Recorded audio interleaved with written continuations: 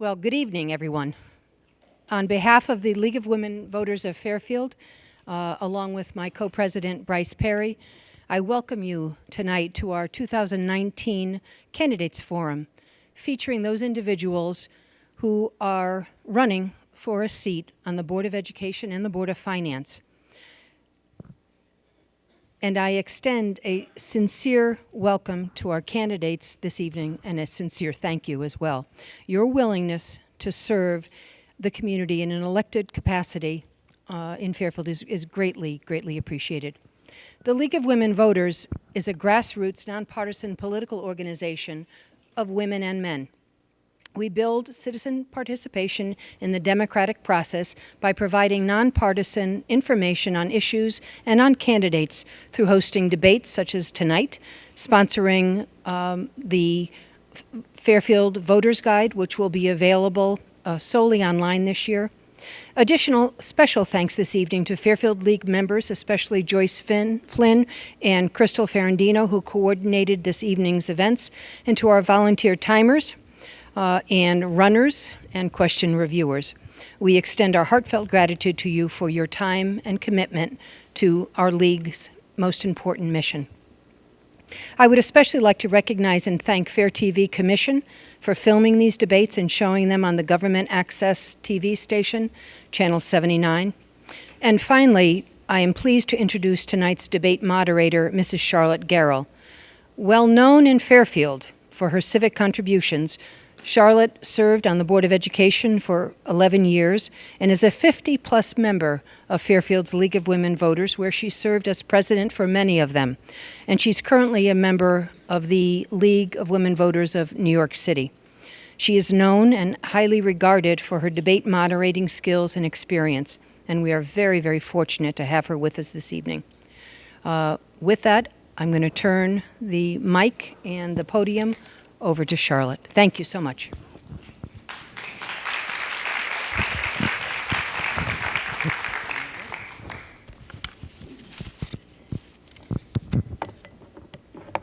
Thank you.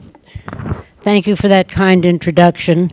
I always love being back here in town, and let me tell you, New York politics you cannot understand. So I know more about what's going on here than there. And it is indeed my pleasure to be with you. My job this evening is to assure that the candidates have an opportunity to answer your questions regarding their stands on the issues in a fair and respectful setting.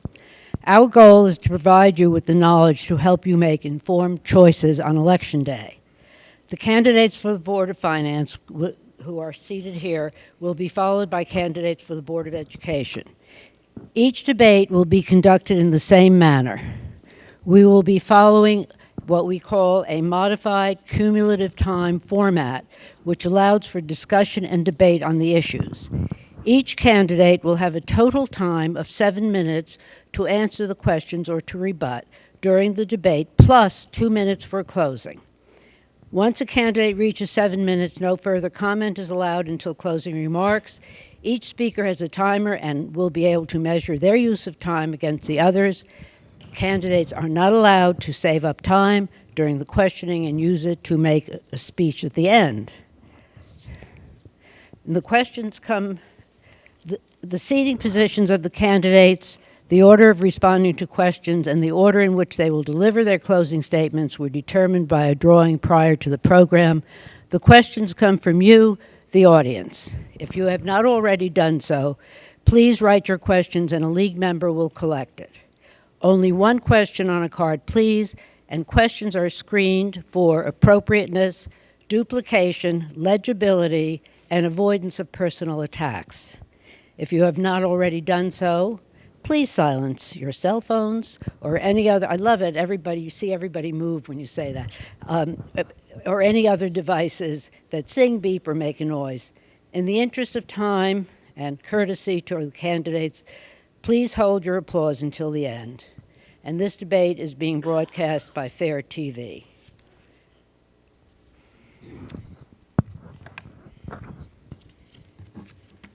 I'm sorry, it's a little tight up here. The first question will start with Mary LeClaire. Do you agree or disagree with Board of Finance members reversing the proposed 504 plan for Mill Hill School?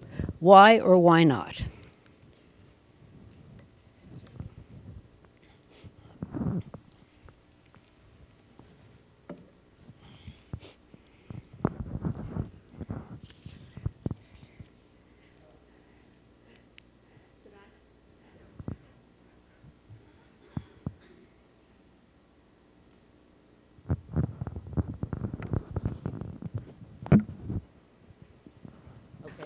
Thank you. Timing now. Okay, I agree with that decision, and I voted for that decision.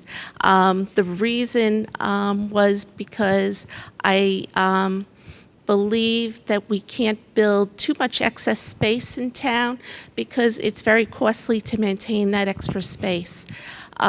When the Board of Education came to us for the original funding, their data that showed enrollment projections didn't support that we needed that extra space, and we asked that the proposal be examined to 3 different models for different sizes, and we also asked how they would fill the space that we used for the other new additions that we put at Riverfield and Holland Hill, because no redistricting had occurred. And we wanted to make sure that we used all of our space efficiently. And that was not presented to us at the time of the funding for the Mill Hill. And the enrollment data had not changed, so we didn't think that additional space was needed. Thank you. I did agree with expanding the school to a 504 capacity. First of all, I think the distinction should be made that in the private sector, you know, you may look 5 or 10 years out. In the public sector, you're looking 25 and 30 years out. That's the difference in planning. And I think this would have given us a lot more flexibility. I do believe that data was presented that did demonstrate an increase in both population and enrollment, particularly enrollment, which says that people would be moving here to put their children in school. It maximizes our tax dollars, gives us more flexibility, and it prevents us from having to maybe make redistricting decisions that parents may not approve of, and spending more money down the road. I really do appreciate the idea of proper investment to hold down long-term costs. Mr. Testani? Thank you.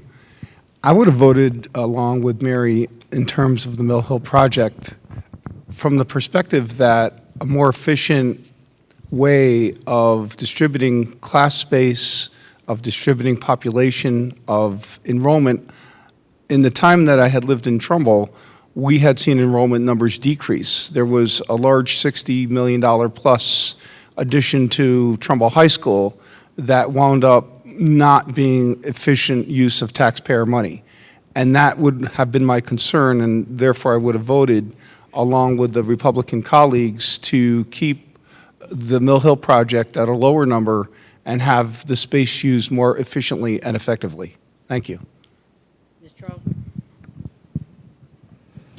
Thank you.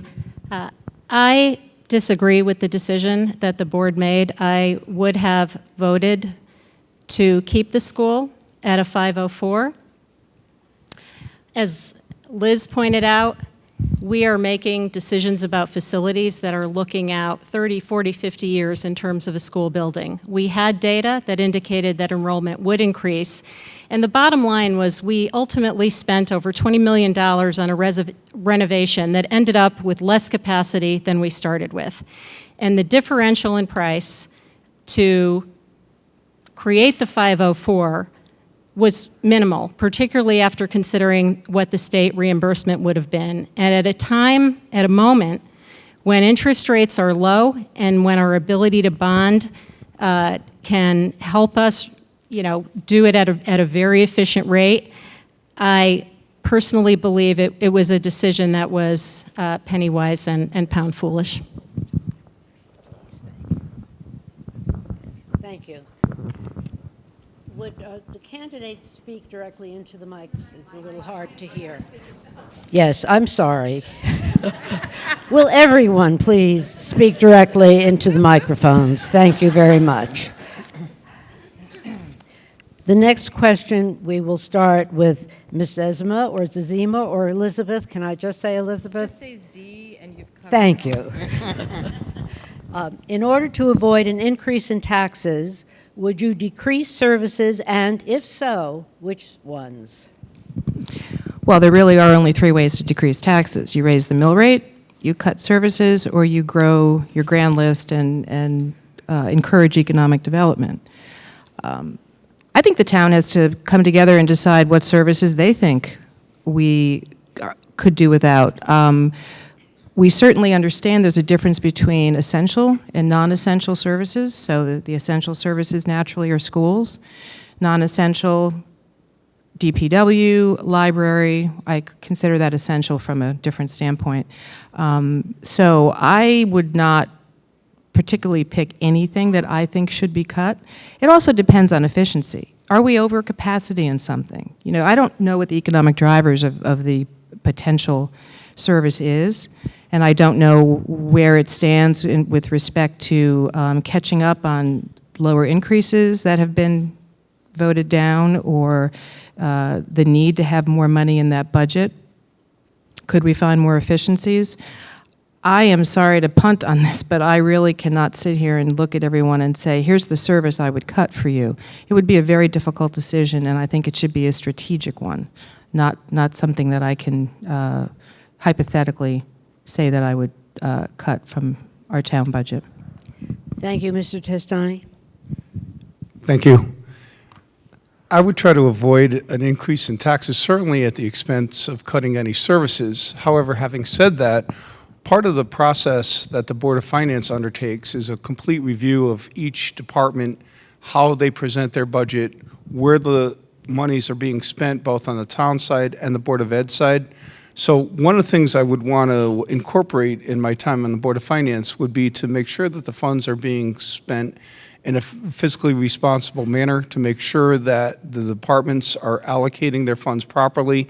If there is a place to cut in a similar vein to Liz, I would want to review that with the department heads, with the first selectman, with the Board of Selectmen, to make sure that the services that may be cut may not necessarily be essential to whether they be seniors or whether they be public works or whether they be any department that could impact a Fairfield resident. I would want to make sure that if there was something cut or something eliminated to help offset a potential increase in taxes, it wouldn't be detrimental to anyone who may be a Fairfield resident.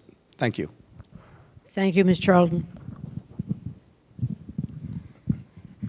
I would echo some of the same comments. I cannot sit here and speak to specific services that I'd be willing to cut. A couple things. I do acknowledge taxes are important to all of us. We're all taxpayers. We all are looking for efficiency in our town government.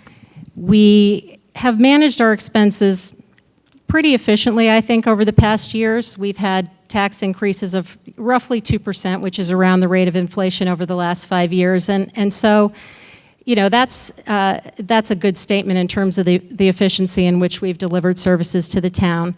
But we do have to be cognizant. We have a revaluation coming up that's going to redistribute the tax burden to different taxpayers. And we have a continued level of risk out of Hartford, and just from general economic conditions. You know, we may be looking at an economic downturn. So from my perspective, I don't think that getting more efficient always has to be a cut in services. I've never seen any organization that does not have the opportunity to do things more creatively and more efficiently. I think if we really want to look to cut services, you know, one of the things we can do to look, one of the areas we can look for feedback is in the strategic planning process that's going on in our town. I think generally we've heard that residents want the level of service that we do have. So from my perspective, I think we can look to That process that identified some opportunities for efficiencies, and we should challenge our town management to continue to do the same. Thank you, Ms. LeClaire. Yeah. I'm not comfortable cutting any one. Sorry. I'm not comfortable cutting any one service that the town provides.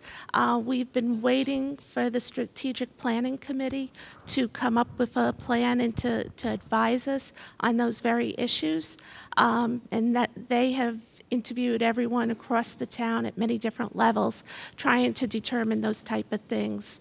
In the past years, we have tried to outsource certain items. We've tried to combine different departments when they do certain things, such as purchasing, that are similar. We've tried to find efficiencies within what we do already.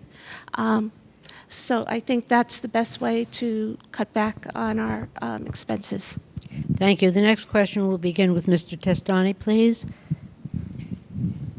How do you budget in a climate where state contributions are uncertain? I think the way that we as a town could effectively budget would be through a coordinated effort with our state representatives, as well as our state senator, certainly with the governor. So increased communications, increased awareness of what's going on at the state level, making sure that they are fully informed about what the needs are of the Fairfield population, how and why certain areas of Fairfield may need more services than others, and certainly in the realm of education, how the board could get its full reimbursement back from the state, as Lori alluded to, with regard to any kind of reimbursement for any kind of projected efforts that the Board of Ed wants to undertake with regard to any facilities, and certainly if it's at all possible along the town side as well, as far as making sure that those facilities are up to date. And that has to be done, in my mind, through consistent and efficient efforts on the state level as well as the local level to make sure everything is implemented in a cost-effective manner. Thank you. Ms. Charlton. Thank you. I believe it's a reality that we have to plan for a lower level of state funding. And we probably are not going to have a lot of warning when we hear about it. One of the things I would offer is that I think it makes sense to look at our operational budgets on a longer-term basis than we do. We do a pretty good job of capital planning out over the long term, but like many towns, we tend to look at a one-year window for our operational budgets, and that happens on both the town side and the Board of Ed side. And again, that's not unusual. But I think when you're looking at a one-year window, a short-term window, it's easy to react to maybe make a number, to cut something in a way that gets you through a year. You can always do that by deferring an expense, for example, that's just going to pop up again in the future or result in something detrimental in the future. I think looking at our operational budgets under different scenarios on a longer term provides more incentive or really forces a more rigorous and robust process that doesn't allow you to just do deferral of expenses. It forces you to look for changes that are true efficiencies. And I think that's an area that we can develop on. Thank you, Ms. LeClaire. This is something we've struggled with over the recent years. The early state budgets have come out with predicted cuts, and then some of it has been added back, and sometimes it's not. It makes budgeting extremely difficult. Closer in. Okay. So what we have learned is we have to be very flexible, and we have to be ready to adjust our planned budget by any increases and decreases, and we are adjusting those budgets right up until we have to vote for them in April. We are given a lot of unfunded mandates from the state, which also hurt us. So we have to really communicate with our state reps, our governor, and try to get them to understand our situation, that we really do need these funds. But we also have to, and I agree with what Lori said, is plan our budget out in multiple years. We've done this with our long-term capital planning, and we've discussed trying to get multiple-year budgets, but that hasn't happened yet. It is something I would like to see in the future. Thank you, Ms. Elizabeth. Thank you. This is my favorite saying, that you hope for the best, but you prepare for the worst. We absolutely have to assume at some point that the number is 0. There's no downside to doing that. We have weathered a reduction in this this revenue from the state, and we are sitting here today with a very healthy balance sheet with a surplus, and that is thanks to excellent fiscal stewardship of the town. We also lost tax dollars from GE, and yet we have managed to fund everything, all of our obligations. So a lot of that is finding efficiencies. Can technology help us? Totally agree with Lori. Long-term planning, and again, planning with zeros. And I also think we can look at some capital projects that maybe deferring them will not cost us more down the road, because there really is nothing worse than that type of knee-jerk decision. This town, I think, does an excellent job of finding efficiencies, building up surpluses. Our credit rating allows us to borrow money at a very, and not only interest rate, but terms. And we've been sort of bending this curve for a long time. We continue in that vein, and I think we will be positioned to weather literally 0 revenue from the state. Thank you. The next question, we'll start with Laurie Charlton. In your opinion, is it important to include funding in the budget to market Fairfield to new businesses, or is it an incentive for corporations to come to Fairfield?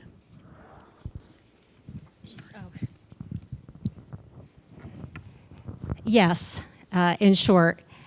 And that is actually one issue that, again, was brought up in the feedback that came out of the strategic planning process. I think when you look at broadly everyone's desire to keep Fairfield affordable, part of that is going to have to be responsible commercial development. And we can do a better job of that, I believe, with a more concentrated, focused, strategic effort around economic development. There have been suggestions that we create a more robust department to do this, that we do a more active job of recruiting businesses to Fairfield and selling Fairfield, and I'm in full support of that. Ms. LeClaire? Yes, I agree that we really have to step up our economic development and really market our town the best that we can. I believe that we need our own marketing plan, and that we need to actively solicit business and industries to come to Fairfield. We also have to communicate better with our current businesses and stake owners, the property owners, the people who live and work and own businesses here. We have to communicate. We lost GE because we didn't communicate well with them. We also have to have a plan what we want to have, what type of a business do we want to bring in that will work well with Fairfield, and what don't we want to encourage to come here. Thank you. Ms. Azima? Well, there's some good news here. First of all, yes, the short answer is yes. I think that's money well invested. So last year, we had just under 1% growth in our grand list, which was the highest in a decade. So to put this in perspective, 4.5% of our land area is commercial, and it generates 10% of our taxes. A 1 to 1.5% increase in commercial property would reduce taxes by 2%. So looking at it that way, we absolutely do need to generate more economic development. But I will say that the Yankee Institute, which is a conservative think tank, named us the #1 business-friendly town in Connecticut. So that is our reputation, and that is what will draw businesses to Fairfield. Granted, the details of how you do that with planning and zoning and conservation and making it thoughtful strategic development is a separate issue. For instance, you know, a one-story building brings the least value for the land it occupies than perhaps a multi-story building. And also, our first selectman, Mike Tetro, is part of a group called the Fairfield Five, or one of 5 towns working on economic development in Lower Fairfield County. And so we are really way ahead of the game on this. Another reason I think that we got that #1 standing. So yes, this is an area I think we should definitely invest in. Mr. Testani. Thank you. I also agree with my colleagues here on the board. I think it's important to realize that there are areas within the town that can be developed from an economic perspective. As an example, there's an area near the Fairfield Metro North train station that was meant to have a significant amount of new businesses that became part of the town and will become part of the town. And in the future, any economic development director or whomever the first selectman may be could certainly target that area as one with which a mixed use plan, along with businesses that may be interested in helping to develop that particular area, as well as other areas of town, as we've all alluded to increase the tax base, to help improve the grand list, to ease the burden off of the homeowners within the town, which make up a significant percentage of the overall property taxes was alluded to.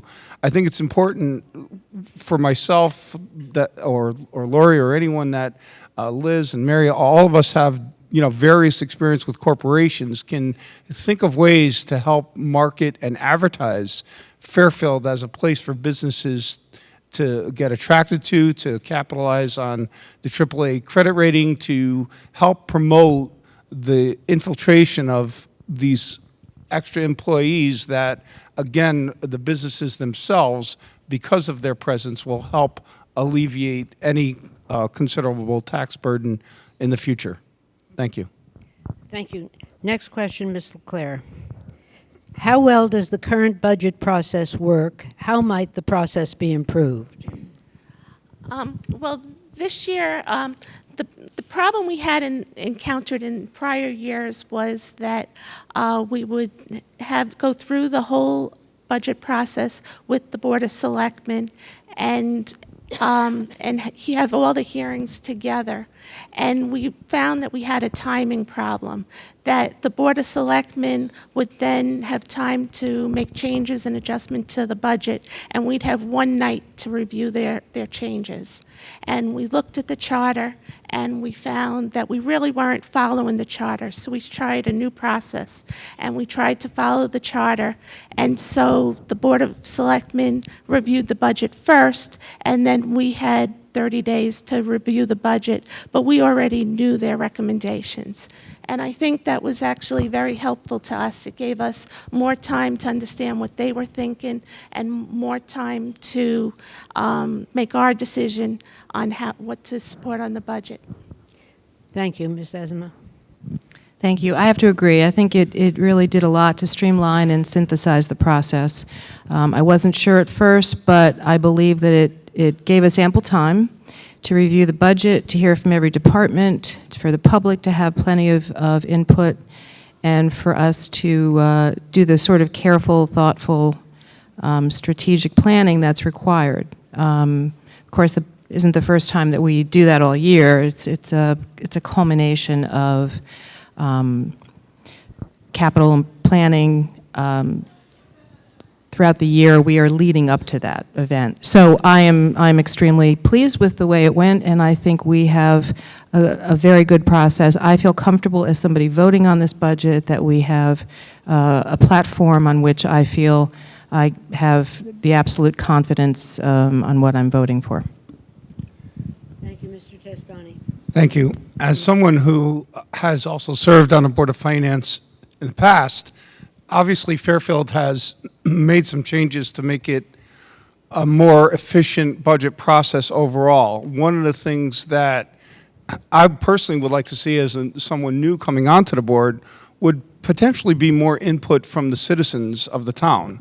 So there could perhaps be a newsletter, a questionnaire, something included from, again, whomever the first selectman may be, with some suggestions, concerns, questions, ideas from Fairfield residents that, again, may help to alleviate tax burden, may have suggestions for improvements to the Board of Ed, may have some impact to make the town a more efficient, effective way with which it communicates with its residents.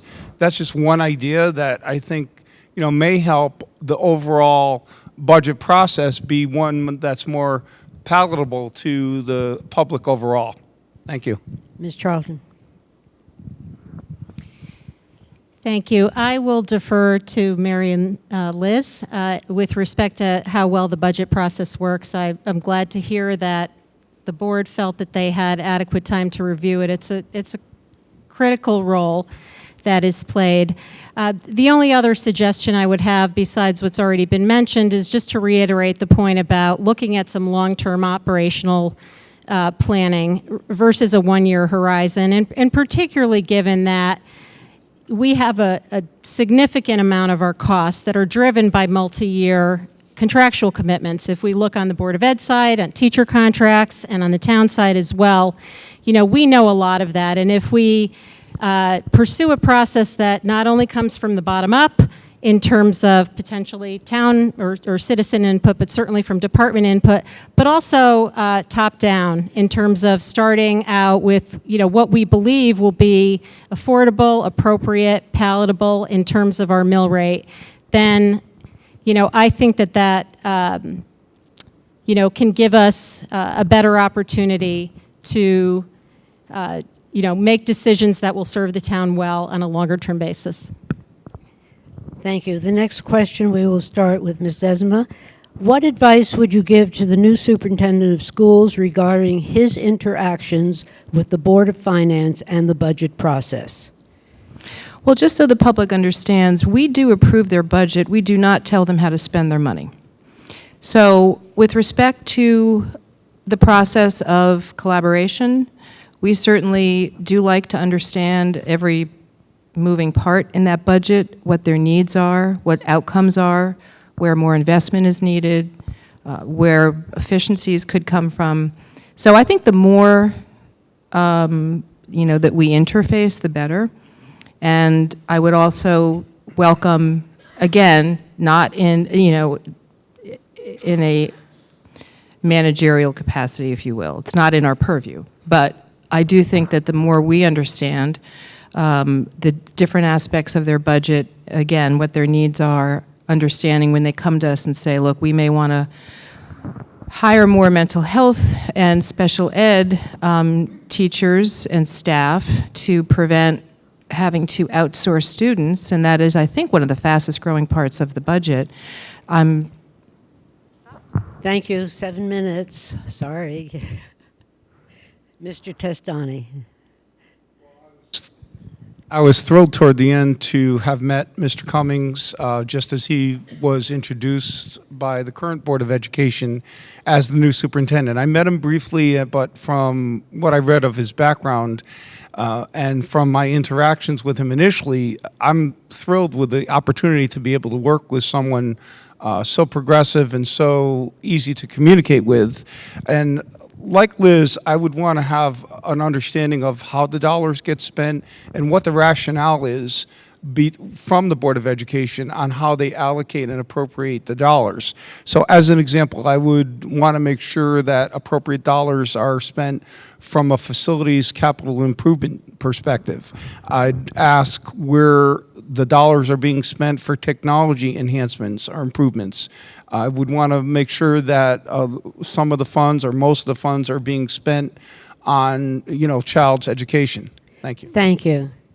Ms. Charlton. Thank you. In 52 seconds, okay. I think one opportunity perhaps where there can be increased collaboration is around the area of capital spending.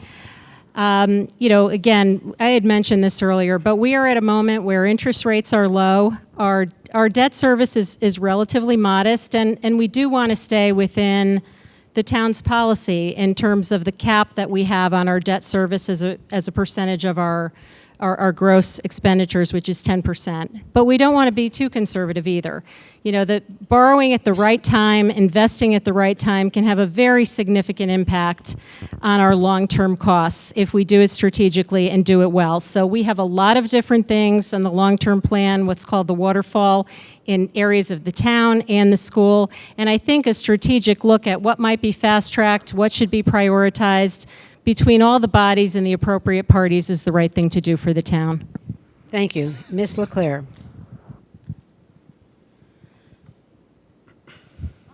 I expect a lot of our new superintendent. I expect him to not only think as an educator, but also as a businessman. And that's asking a lot from any one person.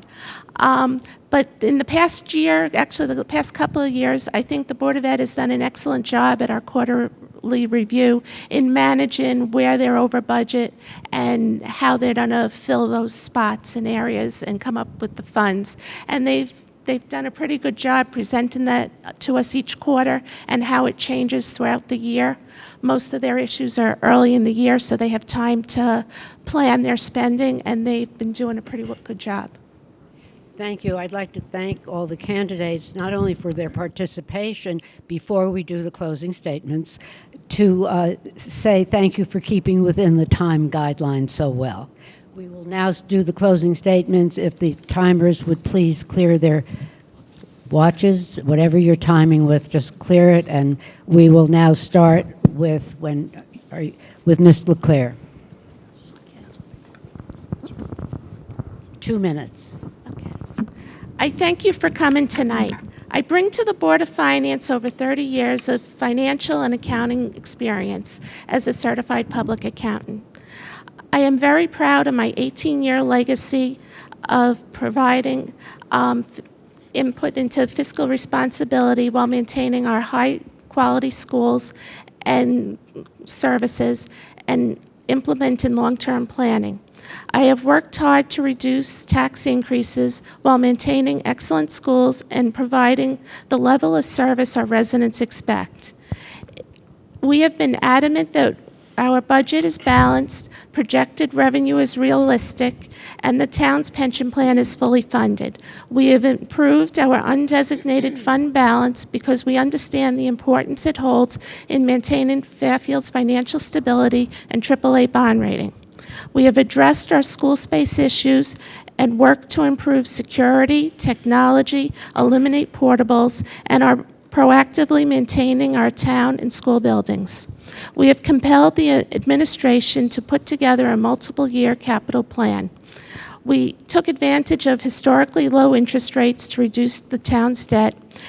If re-elected in November, I plan to continue to work to control taxes by reducing spending growth, continue to maintain high-quality schools, and continue to advocate for our proper maintenance of our facilities and roads.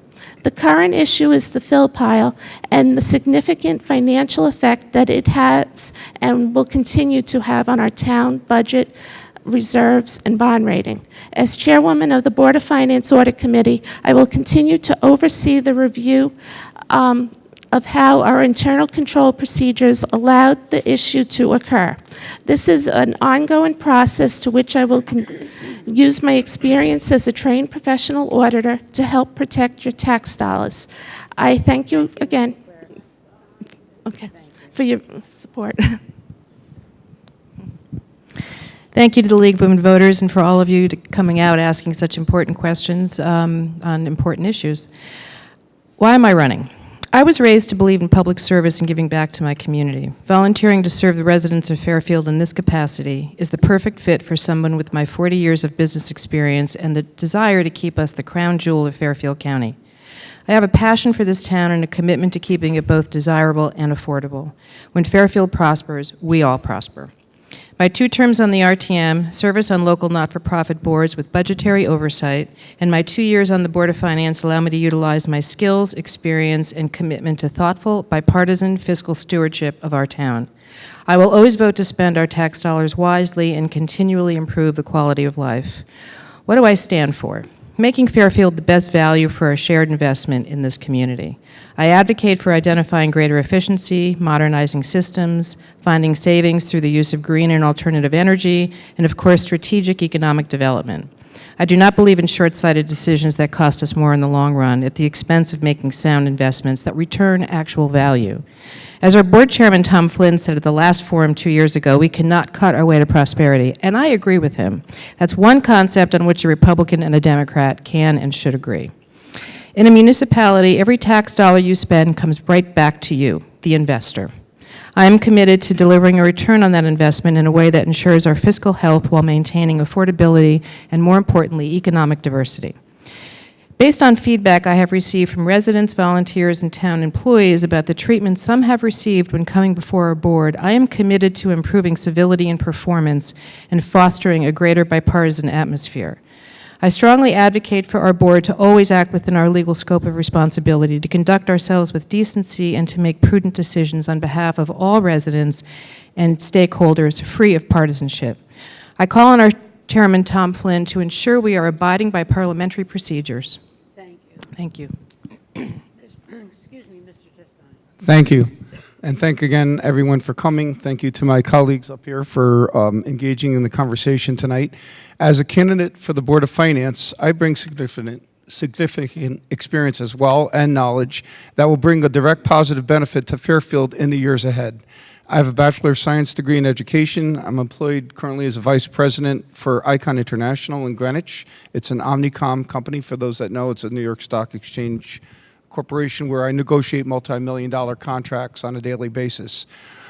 While my wife and I lived in Trumbull, I volunteered for various organizations. I served as a coach for AYSO Soccer, Trumbull Little League, Trumbull Pop Warner, and was probably my proudest community achievement, one of the founding members of Trumbull Youth Lacrosse. I won an election to the Trumbull Board of Finance in May 2004 and served until 2006. I was appointed to the Trumbull Police Commission and was chairman in 2010. I subsequently won election in 2015 to the Trumbull Town Council, helping to implement many new laws and ordinances along the way. I am a Fairfield native. I volunteered for the campaign of then First Selectman Jackie Durrell and my father-in-law, Bill Cox, for state representative. I decided to become more actively involved in this election and submitted my name as a candidate for the Board of Finance because of some of the financial issues that had become evident over the last few months. Toxic waste from the fill pile quickly became a multi-million-dollar issue. The handling of potential hazardous exposure to Fairfield residents proves that more safeguards need to be implemented. As a Board of Finance member, I would ensure Fairfield keeps its affordability and maintains town services. I would ask and seek bipartisan agreement on the maintenance of the AAA credit rating, as well as investigate new ways to streamline current and future bonded debt. My time and energy, knowledge will be significant value to the Board of Finance. Thank you. Thank you. Ms. Charlton, please. Thanks to the League for hosting us and for everyone who's come tonight.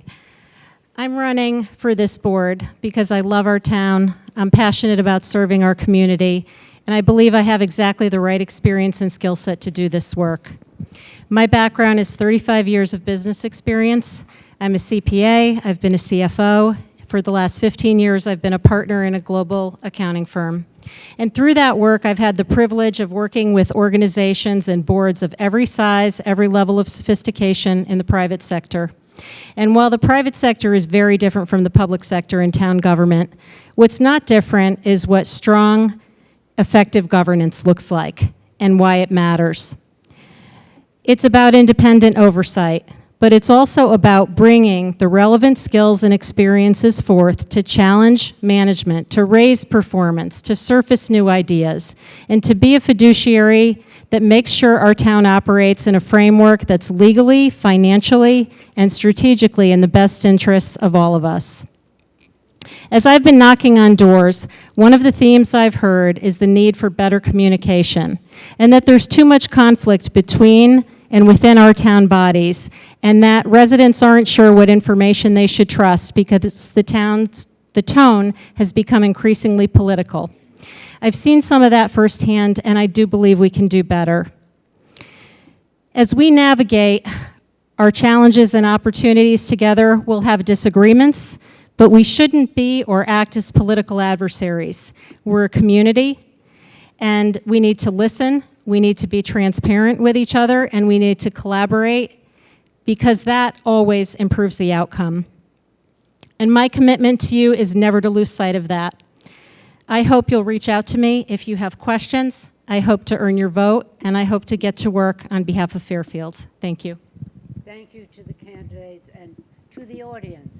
Yes, you may applaud now.